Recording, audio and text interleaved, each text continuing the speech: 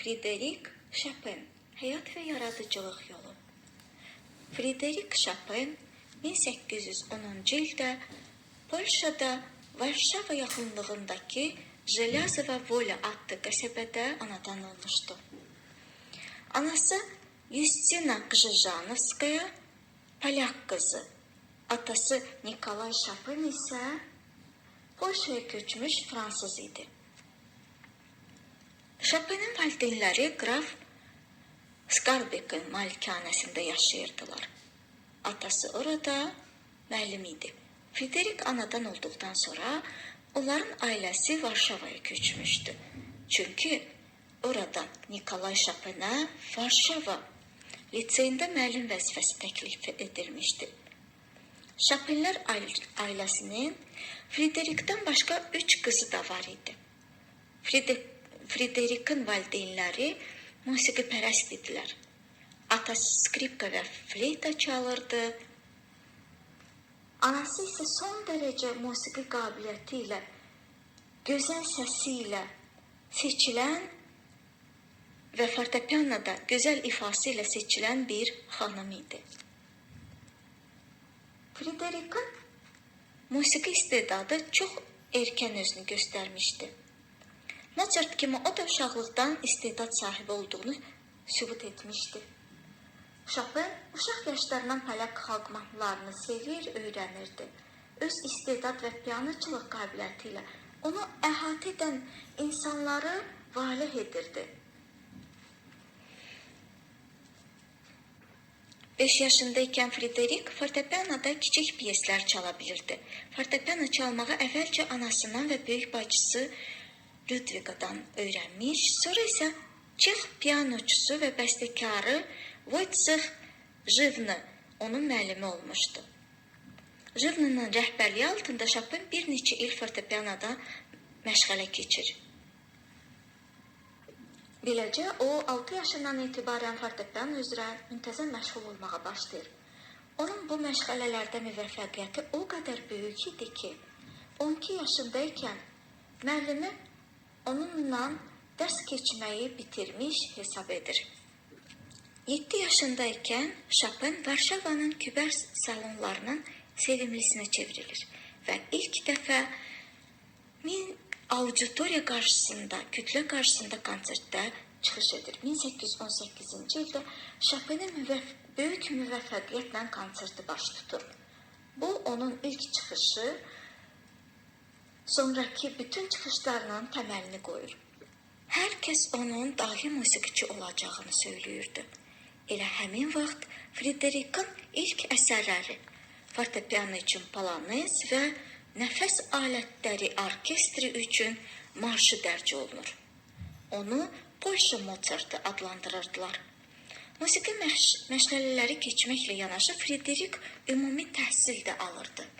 1826-cı ildə o Varşava liseyini müvəffəqiyyətlə bitirir. Liseyi bitirdikdən sonra Frédéric Varşava Ali Musiqi Məktəbinə daxil olur.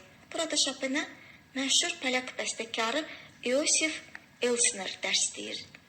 O, Chopin'in duhasını sezmiş, ona düzgün musiqi tərbiyəsi verməyin yolunu tapmış və gənc bəstəkarın yetişib püxtələşməsinə müsbət təsir göstərmişdi.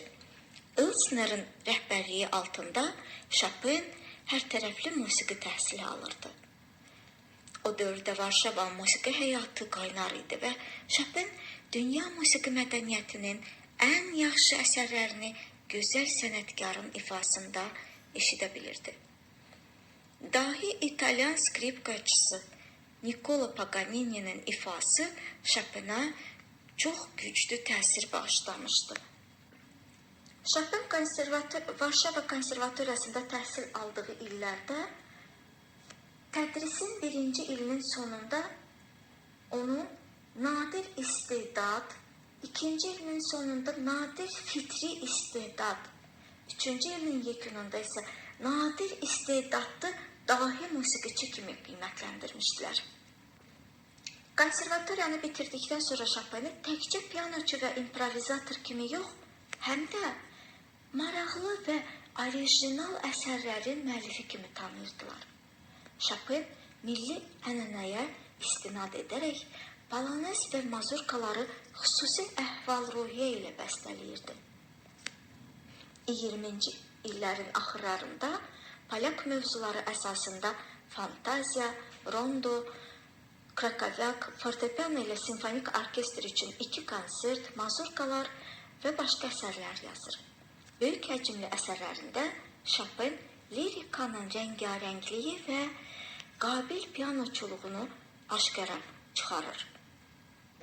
1829-cu ilin əvvəlində Chopin Viyanada, sonralar Praga, Dresdendə, 1830-cu ildə yenidən Viyana, İtaliya, Parisdə böyük müvəffəqiyyətlə konsertlər verir. Chopinin uşaqlıq və gənclik illərinin ən dərin musiqi təəssüratları polyak xalq musiqisi ilə bağlıdır. Şəhər ətrafı istirahətə yollanarkən Jelyazova Volyada öz lisey yoldaşlarının malikanələrində Chopin polyak musiqisini məhəbbət və ehtirasla dinləyirdi. 1829-cu ildə Chopin ali musiqi məktəbini bitirir. Həmin vaxt o musiqi ictimaiyyəti arasında gözəl pianoçu və istedadlı bəstəkar kimi tanınmışdı. 1829-30-cu illərdə Chopin çoxlu fortepiano əsərləri, mazurkalar, nokturnalar, valslar, etüdlər, eləcə də Mozartın Don Juan operasının mövzusu əsasında fortepiano ilə orkestr üçün variasiyalar yazır. Bütün bu əsərlər yüksək bədii məziyyətlərə malik olduğu kimi zəngin və parlaq melodiyası ilə də fərqlənirdi. 1829-cu ildə Chopin o dövrün iri musiqi mərkəzlərindən biri olan Viyanaya gedir. Viyanada Chopin öz əsərlərindən ibarət konsert verir və çox böyük müvəffəqiyyət qazanır. Varşavaya qayıtdıqdan sonra o yeni əsərlər yazır, gələcək konsert çıxışlarına hazırlaşırdı. Lakin o, valideynlərinə və dostlarına uzun müddət ayrı düşəcəyini fikirləşdikcə əzab çəkir, acı xəyallara qapılırdı. 1830-cu ilin payızında Chopin dostları və yaxın adamları ilə dərin bir həyəcanla vidalaşıb Varşavanı tərk edir. Qohum əqrəbaları ona vətən torpağı ilə dolu gümüş kubik bağışdırırlar. Chopin Viyanaya gəlib 8 ay burada yaşayır. 1831-ci ilin iyun ayında isə Parisə yola düşür. Chopin Varşavadan çıxdıqdan bir neçə həftə sonra Polşada Rus çarizminə qarşı xalq üsyanı başlayır.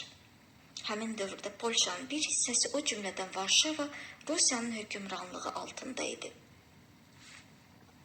Chopin vətənə qayıtmaq istəyirdi, lakin qohum əqrəbaları onu bu fikirdən daşındırırdılar. Və doğma Polşanı qızğın məhəbbətlə sevən Chopin ömrünün axırına qədər vətənə qayıda bilmir.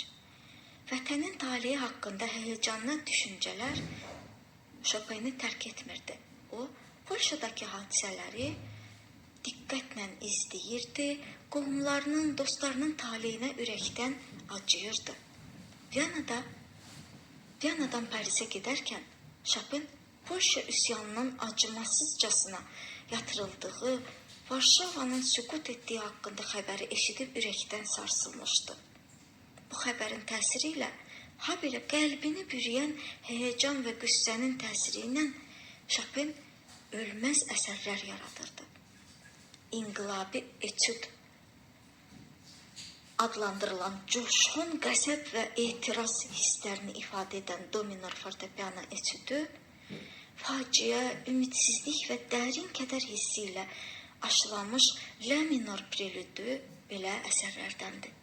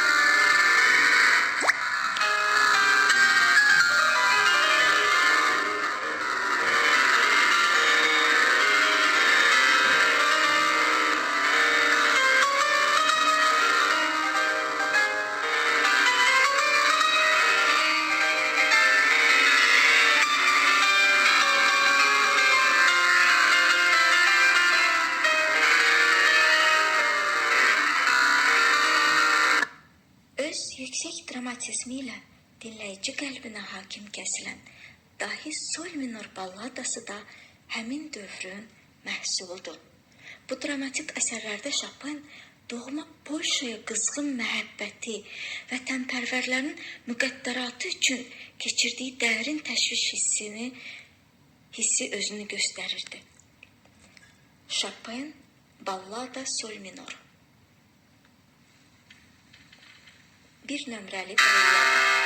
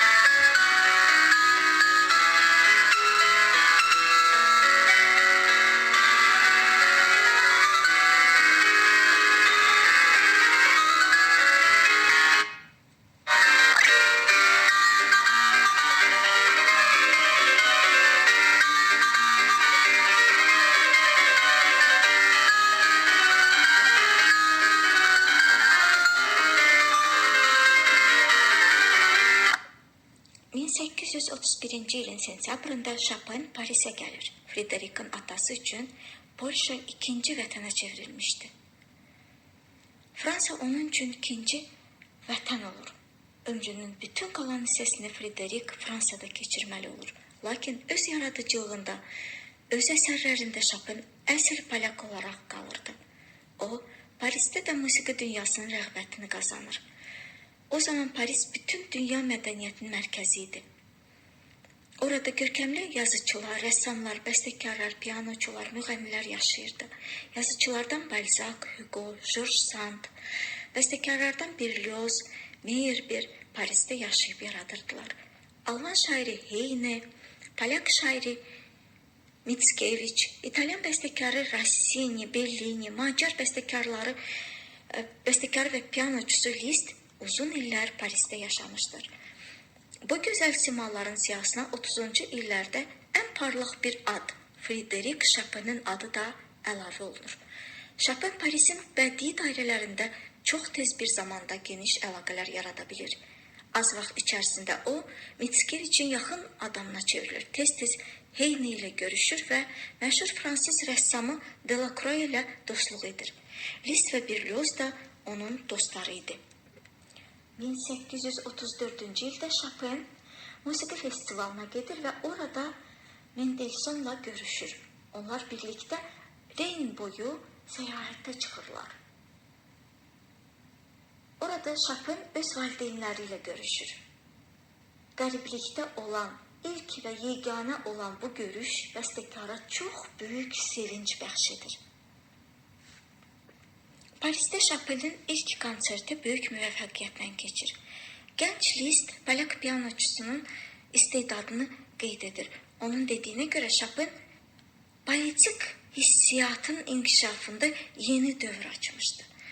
Bəstəkar Mendelssohn qeyd edirdi ki, Chopin indi pianoçular arasında birincidir.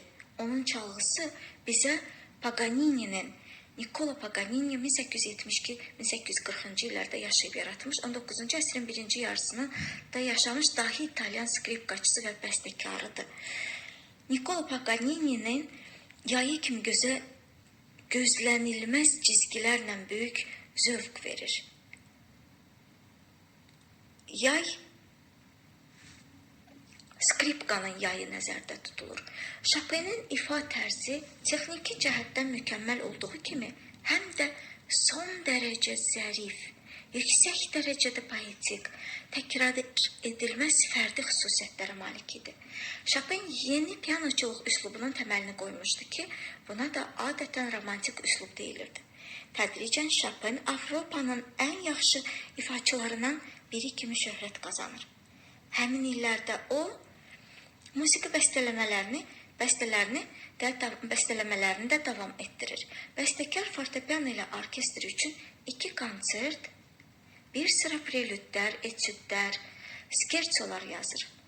Çox böyük müvəffəqiyyət qazanmasına baxmayaraq Chopin fortepianoda çalmaq dərsləri deyirdi, ifaçılıq dərsləri deyirdi və bu onun əsas dolanacaq mənbəyi idi. Parisdə olduğu kimi, Parisdə aldığı ilk illərdə Chopin demək olar ki, heç yerə getmirdi. 1835-ci ilin yayında o, Almaniyaya kurortların birinə gedir.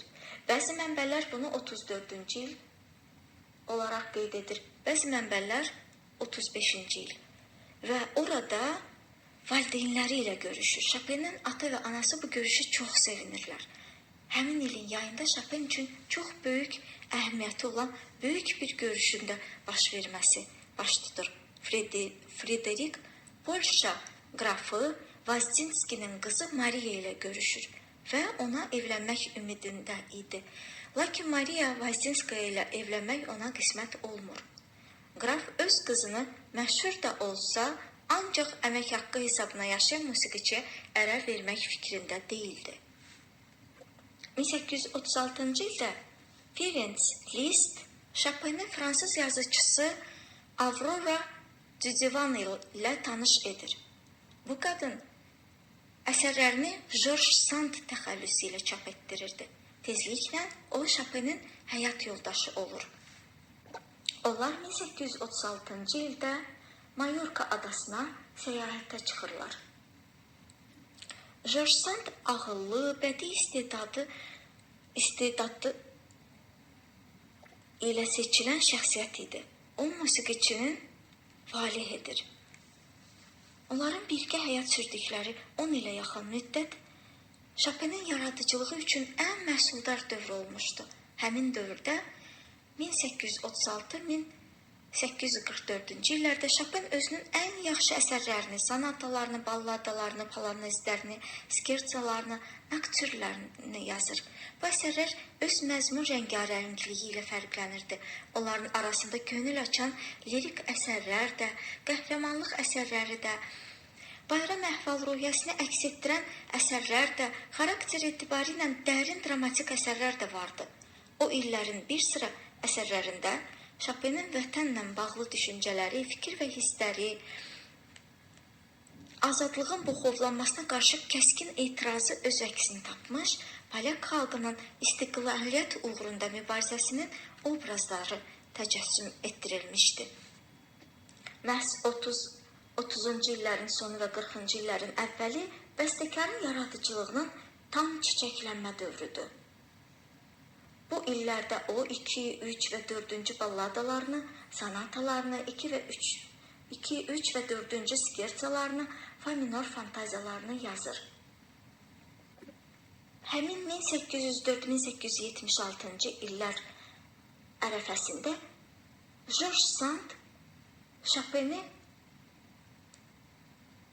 Chopin'e düşdüyü bütün vəziyyətlərdə təsəlli verir.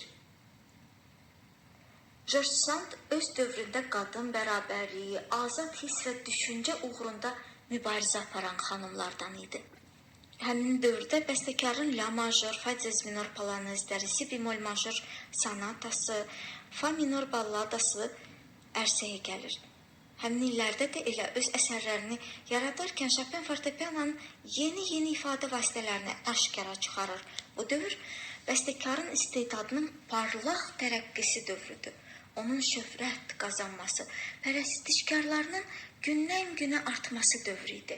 Ömrünün son illərində Chopin konsertlərdə getdikcə daha az çıxış edirdi.